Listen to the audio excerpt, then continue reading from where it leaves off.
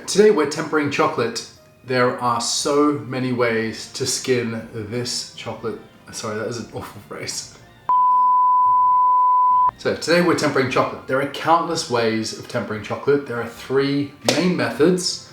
Actually maybe 5 nowadays, depending on your level of proficiency. I'm going to show you 2 methods today. One's called seeding and the other is called tabling. So when we're tempering chocolate, we're controlling how it sets. We want a product that has some natural shine to it, that snaps and sets quite firm. For the seeding method, we want to melt 2/3 of our chocolate until it's fully melted at around 45 to 50 degrees Celsius.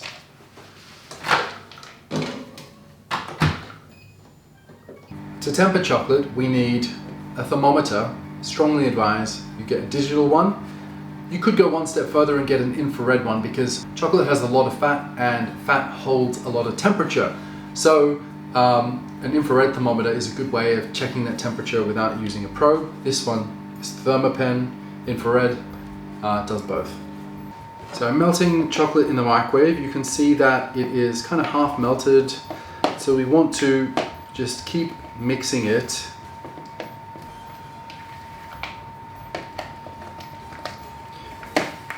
And microwaving it in short bursts.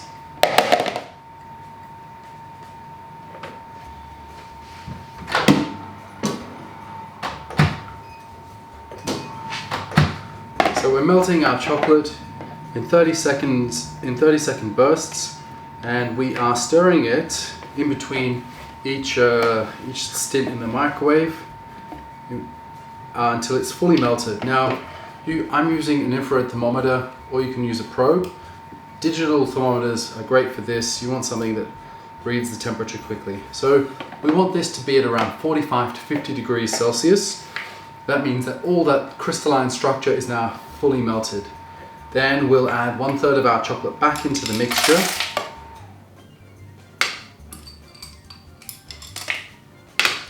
And this is going to do 2 things. It's going to bring down the temperature of the chocolate and then reintroduce that crystalline tempered structure. And the key here is lots of stirring. So you want to stir and stir and stir this whole mixture until all of that chocolate has eventually melted. You want to be using couverture chocolate, so high grade chocolate that pastry chefs and chocolatiers use. It has a higher cocoa butter content and less sugar, and it's also a bit more fluid than most eating chocolates. You want to keep mixing quite a bit rigorously. You can use the back of your spatula to kind of press those pieces against the sides and kind of work that softening chocolate into the mass. Now, just checking the temperature of this, it's around 35, so we've got a little bit more to go before that chocolate inside is fully melted and the temperature has been brought down. So with tempering, it's really about the manipulation of temperature. So what we want to do is take it up until it's melted, cool it down to introduce some crystals into the cocoa butter and start setting, and then we gently warm it up slightly until it's at a working temperature.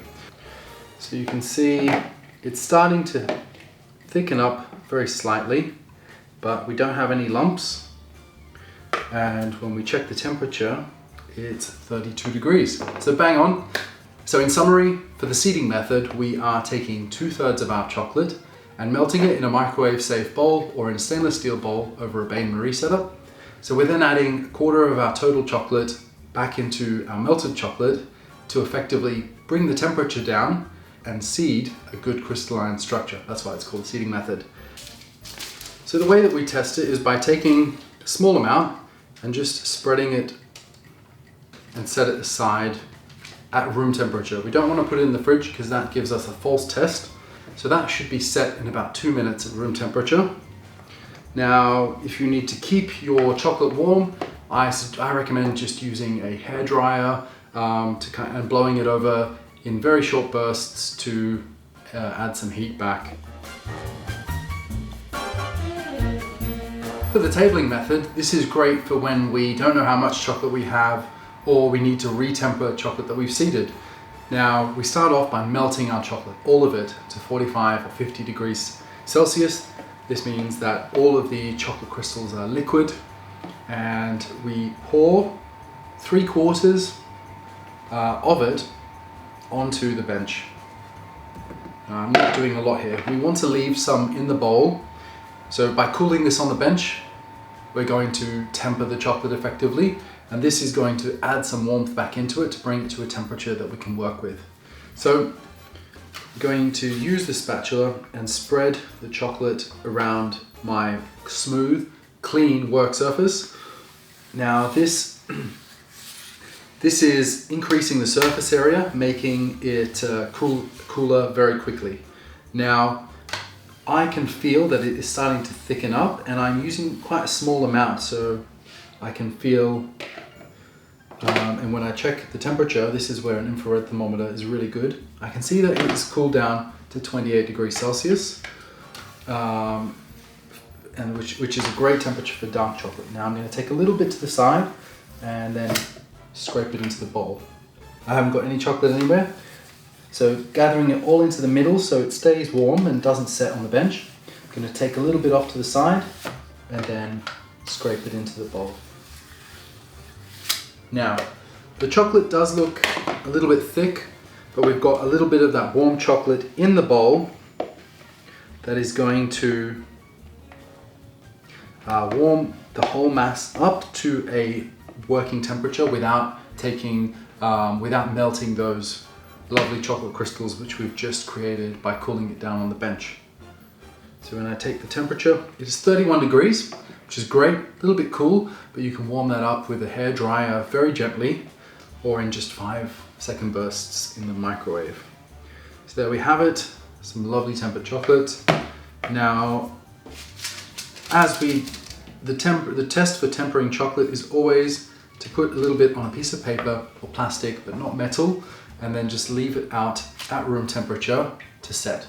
So room temperature of around 19 or 20 degrees, our chocolate should set within 1.5 to 2 minutes. It doesn't go shiny, but it should reflect some light and have a little bit of shine to it, and a snap, that much sought after snap.